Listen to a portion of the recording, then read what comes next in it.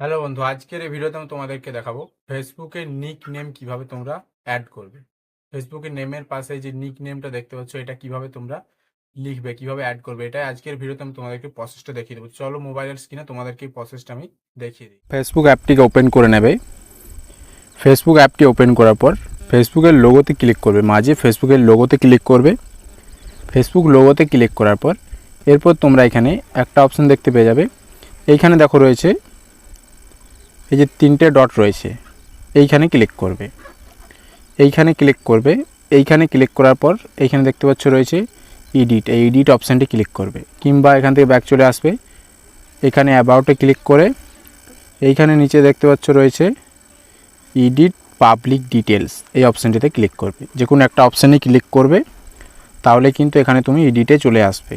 এরপরে চলে আসবে নিচে, এইখানে কিন্তু কোনো রকম তুমি নিক নেম অ্যাড করার কোনো অপশান পাবে না। তার জন্য তোমাকে এখানে এডিট ইওর অ্যাবাউট ইনফরমেশন, এই নিচে এই অপশানটিতে কিন্তু ক্লিক করতে হবে। এই অপশানটিতেই ক্লিক করবে। এই অপশানটি ক্লিক করার পর নিচ দিকে চলে আসবে। নিচ দিকে আসার পর কিছুটা নিচ দিকে এলেই তোমরা এখানে দেখতে পেয়ে যাবে একটা অপশান।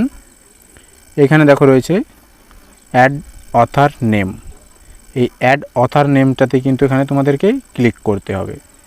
এই অ্যাড অথার নেমটাতে ক্লিক করবে। এইখানে ক্লিক করার পরে এখানে তুমি তোমার নিজের নামটা দিয়ে দেবে, যে নামটা দিতে চাইছো সেই নামটা এখানে তুমি দিয়ে দেবে। নামটি দেওয়ার পর এইখানে একটা অপশান দেখতে পাচ্ছ, এই যে বক্সটা রয়েছে, এই বক্সটা কিন্তু এখানে টিক মার্ক দিয়ে দেবে। তারপরে কিন্তু নিচে সেভ অপশানটাতে ক্লিক করবে, এই সেভ অপশানটি, তাহলে কিন্তু সেভ হবে। বক্সটা কিন্তু অবশ্যই টিক মার্ক দেবে। টিক মার্ক দেওয়ার পর সেভ অপশানে ক্লিক করে দেবে। সেভ অপশানে ক্লিক করার পর এখান থেকে পুরো আমি ব্যাক চলে আসছি। ব্যাক আসার পর এখানে একটু রিফ্রেশ করে নিচ্ছি।